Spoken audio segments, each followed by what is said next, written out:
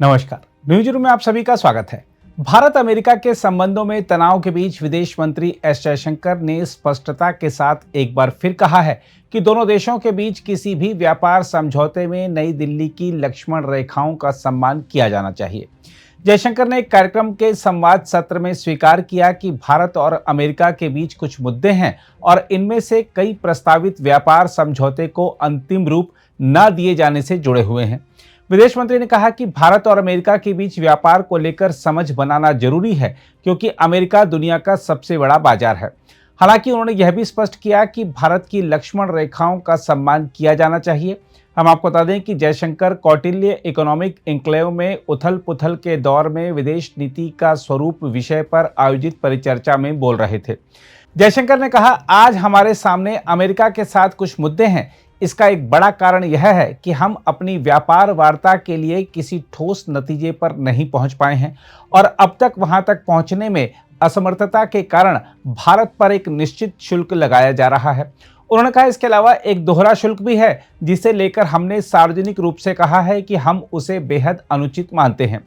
यह शुल्क हमें रूस से ईंधन खरीदने को लेकर निशाना बनाता है, जबकि कई अन्य देश भी ऐसा कर रहे हैं। उनमें वे देश भी शामिल हैं जिनके रूस के साथ वर्तमान में हमारे मुकाबले कहीं अधिक टकरावपूर्ण संबंध हैं।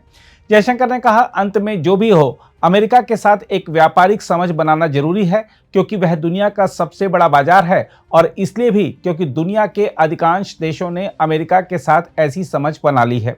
उन्होंने कहा, लेकिन यह एक ऐसी समझ होनी चाहिए जिसमें हमारी आधारभूत सीमाओं, हमारी लक्ष्मण रेखाओं का सम्मान किया जाए। किसी भी समझौते में कुछ चीजें ऐसी होती हैं जिन पर आप बातचीत कर सकते हैं और कुछ ऐसी भी होती हैं जिन पर आप बातचीत नहीं कर सकते। जयशंकर ने कहा कि भारत का दृष्टिकोण बिल्कुल स्पष्ट है। उन्होंने कहा, मुझे लगता है कि हम इस बारे में बिल्कुल स्पष्ट हैं। हमें वह जमीन तलाशनी है और इस पर मार्च से ही बातचीत चल रही है।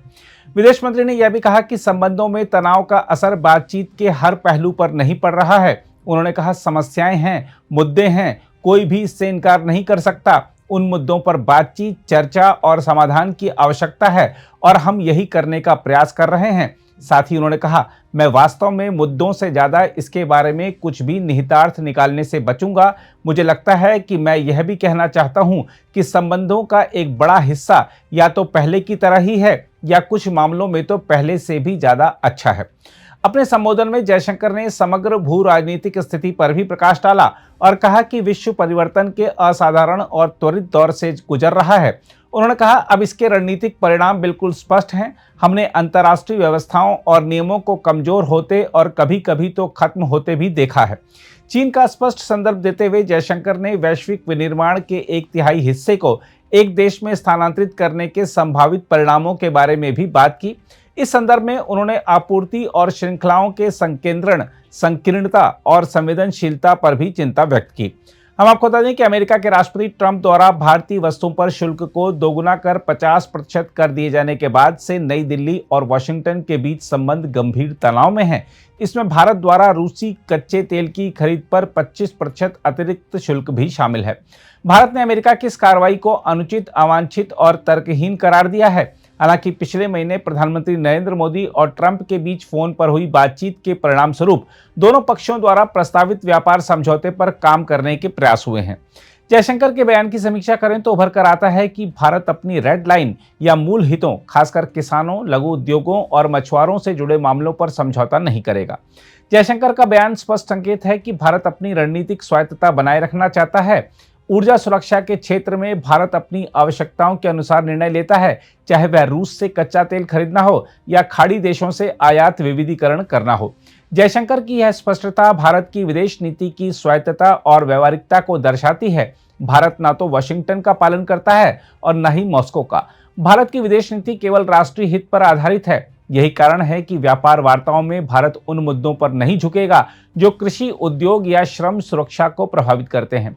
इसमें कोई दो राय नहीं कि अमेरिका भारत का महत्वपूर्ण रणनीतिक साझेदार है, चाहे वह रक्षा तकनीक, इंडो पैसिफिक सुरक्षा तंत्र या उभरती तकनीकों में सहयोग हो। लेकिन भारत की सामरिक बहुविकल्प नीति और ऊर्जा निर्भरता उसे ऐसे निर्णय लेने के लिए मजबूर करती हैं जो कई बार अमेरिकी हितों से मेल नहीं खाते।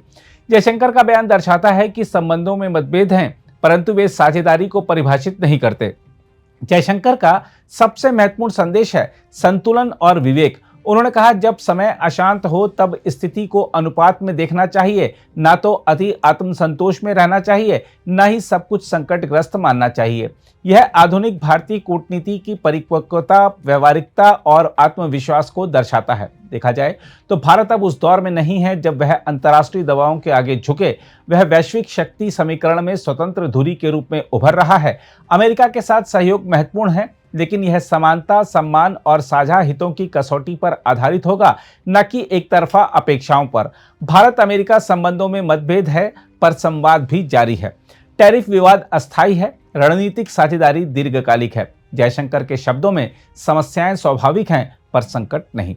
यह बयान केवल कूटनीतिक सफाई नहीं, बल्कि भारत की नव सशक्त विदेश नीति का उद्घोष है, जो कहती है कि भारत अब अपनी शर्तों पर, अपने हितों के अनुरूप और वैश्विक संतुलन के साथ आगे बढ़ेगा।